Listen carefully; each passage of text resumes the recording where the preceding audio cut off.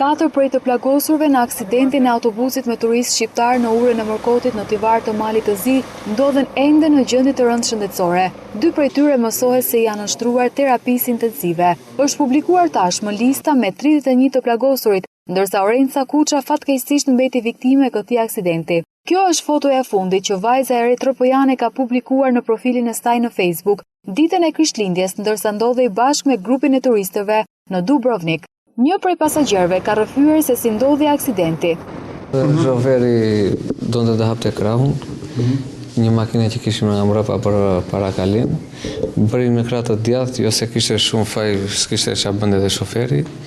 Thjesht i rrëshqiti gomë djathtë pasagjerit dhe mori saktë autobusit 2-3 herë. Keni qenë duke lëvizur me shpejtësi në atë moment? Jo, nuk ishim me shpejtësi. Ministri i Shëndetësisë Ilir Beqa deklaroi se tashmë disa prej të lënduarve do të lënë spitalin e Tivarit.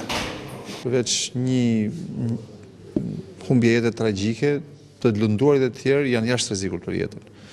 Një është transportuar për në spitalin e Podgoricës, ndërsa të tjerët janë këtu, 2 prej tyre kanë dëmtime jo të lehta, por përsëri janë jashtë rrezikullt për jetën. Kolegjiumi i mjekëve do të bëjë një vlerësim të gjendjes, kemi marrë masat.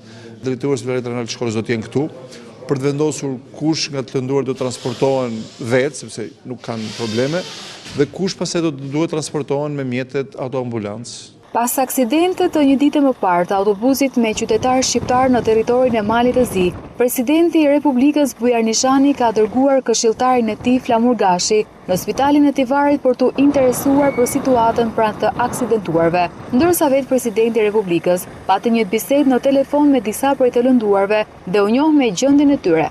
Presidenti shpreh dhimbjen dhe ngushëllimet më të thella për viktimën e këtij aksidenti. I uron shërim sa më të shpejtë të gjithë të plagosurve, ndërsa vlerësoi angazhimin e Ministrisë së Shëndetësisë. Autobusi me 52 persona u aksidentua në urën e Mërkotit rreth orës 18 të ditës së shtunë. Kështu udhëtimi turistik i tyre u kthye në një tragjedi gjatë kthimit për në Shqipëri.